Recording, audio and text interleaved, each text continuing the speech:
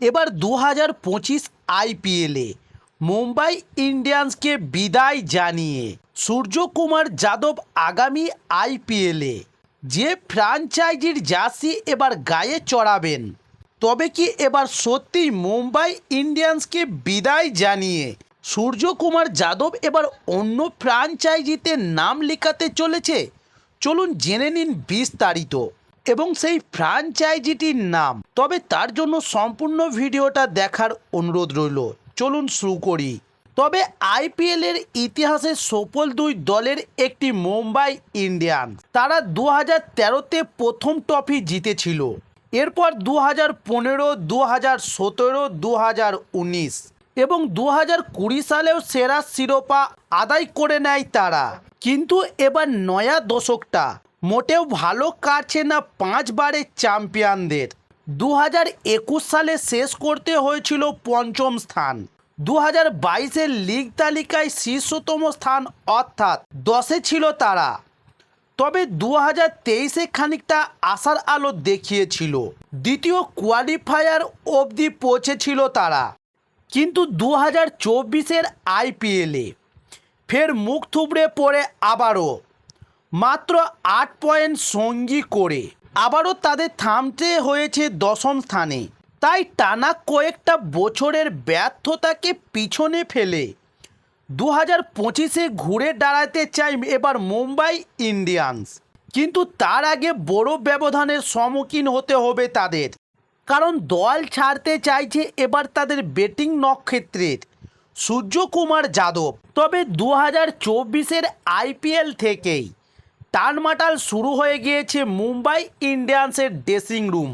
হার্দিক পান্ডিয়ার হাতে নেতৃত্ব তুলে দেওয়ার পর থেকেই শুরু হয়েছে এই দ্বন্দ্ব।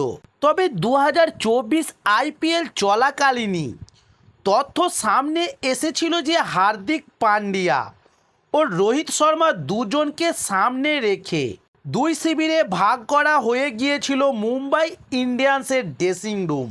একতরফার অভাব প্রতি মুহূর্তে দেখা গিয়েছিল দলের খেলায়। তাই 5 বারের চ্যাম্পিয়নদের এবারের লিগ তালিকার শেষ থাকার কারণ হিসাবে দলীয় সংহিত অভাবকেই দায়ী করছে বিশেষজ্ঞরা। তবে এবার 2025 আইপিএলের মেগা অকশনের আগে এই সমালোচনা আরও বাড়তে পারে বলে মনে করছেন ক্রিকেট বোর্ডরা। তবে ফ্র্যাঞ্চাইজির কাছে রিলিজ চাইতে পারেন সূর্যকুমার যাদব এবং একই পথের প্রতীক হওয়ার সম্ভাবনা রয়েছে জসপ্রীত বুমরা ও রোহিত শর্মাদের। তবে এবার 2025 আইপিএলে সূর্যর পরবর্তী গন্তব্য হচ্ছে কলকাতা নাইট রাইডার্সে। তবে কলকাতা নাইট রাইডার্স ছেড়েই মুম্বাই ইন্ডিয়ান্সে যোগ দিয়েছিলেন সূর্যকুমার যাদব। ব্যাট হাতে আইপিএলের মঞ্চে তার প্রতিভার আত্মপ্রকাশ কেকেআরের বেগুনি সোনালি জার্সিতেই। পরে নিজের শহরের ফ্র্যাঞ্চাইজিতে ফেরেন তিনি। তবে মুম্বাই ইন্ডিয়ান্সের সাথে সম্পর্কের ইতি টানার পর ফের পুরনো দলে ফিরতে পারেন তিনি। তবে সূর্যকে ছাড়া যে বড় ভুল ছিল তা এতদিনে বুঝতে পেরেছে কলকাতার নাইট রাইডার্সের কর্মকর্তারা। তাই মিস্টার 360 ডিগ্রিকে ফেরাতে তাৎপর্য তারা। নিলামে বিপুল অর্থ খরচ করতে তারা যে পিছু পা হবে না তা কলকাতার নাইট রাইডার্সের ফ্র্যাঞ্চাইজি মিশেল স্টার্কের পিছনে 24,75,00,00,000 টাকা খরচ করে বুঝিয়ে দিয়েছেন শাহরুখ খানের ভেঙ্কি মাইসেলরা। তবে সূর্যের জন্য আরও বেশি টাকা ঢালতেও রাজি তারা, এমনই খবর সংবাদ মাধ্যমের সূত্রে। তবে আইপিএলে ফ্র্যাঞ্চাইজিদের সাথে বৈঠকে বোর্ডের কি কথোপকথন হয়েছে, কতজন ক্রিকেটারকে রিটেন করা যাবে বা আদেও আরটিএম রাইট টু কার্ড ব্যবহার করা যাবে কি না, সেই সম্পর্কে কোনো স্পষ্ট নির্দেশিকা আইপিএল ফ্র্যাঞ্চাইজিগুলিকে এখনও দেওয়া হয়নি বিসিসিআইয়ের তরফ থেকে। তবে সূত্রে খবর যে এই নিয়ে আগামী 30 থেকে 31শে জুলাই বৈঠক আয়োজিত হতে পারে দলগুলির সাথে। তবে এর আগে কিছু ফ্র্যাঞ্চাইজির তরফে 7 থেকে 8 জন ডিটেকশনের দাবি তোলা হয়েছিল। কেউ আবার ডিটেকশনের কথা তুলে দেওয়ার পক্ষে।